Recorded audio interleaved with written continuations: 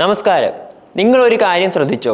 ലോകരാജ്യങ്ങളിൽ ഏറ്റവും വമ്പന്മാരായ ചിലർ ഇപ്പോൾ നരകിക്കുകയാണ്. പക്ഷേ അവരിത് സമ്മതിക്കുന്നില്ല. എന്നാലും യാഥാർത്ഥ്യം അങ്ങനെയല്ല.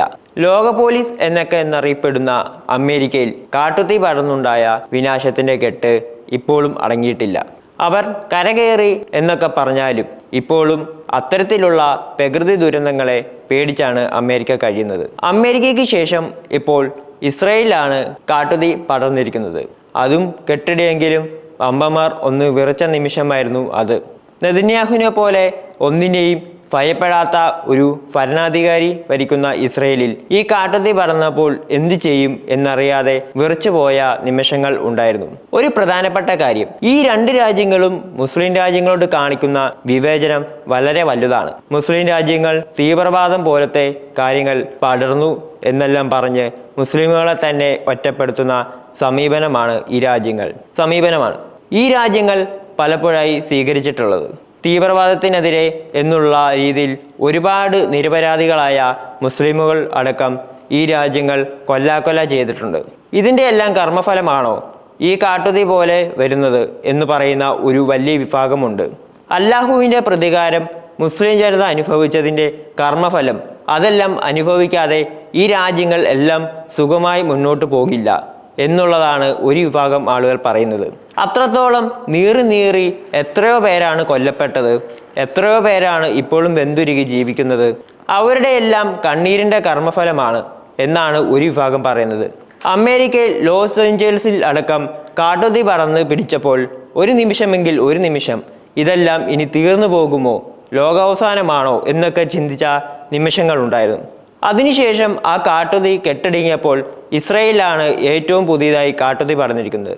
ഈ രണ്ട് രാജ്യങ്ങളും ഇനിയും ഇതുപോലുള്ള മുസ്ലിം വിരുദ്ധതയും മറ്റും തുടർന്നാൽ വരാനിരിക്കുന്നത് വലിയ വിപത്തുകളായിരിക്കുമെന്ന് സൂചനയാണ് ഒരു വിഭാഗം ആളുകൾ പറയുന്നത്. മുസ്ലിം മതപണ്ഡിതന്മാർ ഇതിനെപ്പറ്റി സൂചിപ്പിക്കുന്നുണ്ട്. ഈ രാജ്യങ്ങൾ ചെയ്തതിൻ്റെ കർമ്മഫലമാണ് ഇത്തരത്തിൽ അനുഭവിക്കുന്നത് എന്നാണ്. അത്തരത്തിൽ മുസ്ലിമുകൾ വേദനിപ്പിക്കുന്ന രാജ്യങ്ങൾ എല്ലാം കാലക്രമേണ ഇത്തരത്തിലുള്ള ദുരന്തങ്ങൾ അനുഭവിക്കുന്നതായി ചരിത്രം രേഖപ്പെടുത്തുന്നതായി ചില മതപണ്ഡിതന്മാർ പറയുന്നു. ഇതിൽ എത്രത്തോളം വസ്തുതകൾ ഉണ്ടെന്നുള്ളത് തർക്കവിഷയമാണ്. എന്തായാലും അമേരിക്കയിൽ നടന്നത് ഇങ്ങനെയാണ്. അമേരിക്ക ലോസ് ഏഞ്ചൽസ് കാട്ടുതീ പടർന്നത് ട്രംപ് അധികാരത്തിൽ വന്ന് കുറച്ച് ദിവസങ്ങൾക്ക് ശേഷമാണ്. അതിശൈത്യവും കനത്ത ശീതക്കാറ്റും കാരണം Missouri, Kansas, Kentucky, Virginia, Maryland എന്നീ സംസ്ഥാനങ്ങളിൽ അടിയന്തരാവസ്ഥ പ്രഖ്യാപിച്ചിരിക്കെയാണ് യുഎസിൻ്റെ തെക്കൻ സംസ്ഥാനമായ കാലിഫോർണിയയെ കാട്ടുതീ വിഴുങ്ങിയത്. പാലിഡേസസ്, ഈറ്റൻ എന്നീ അതിവേഗം പടർന്ന് രണ്ട് വലിയ കാട്ടുതീയിൽ സാൻ ഫ്രാൻസിസ്കോയുടെ വിസ്തൃതയേക്കാൾ വലിയ ഭൂപ്രദേശം എരിഞ്ഞമർന്നു.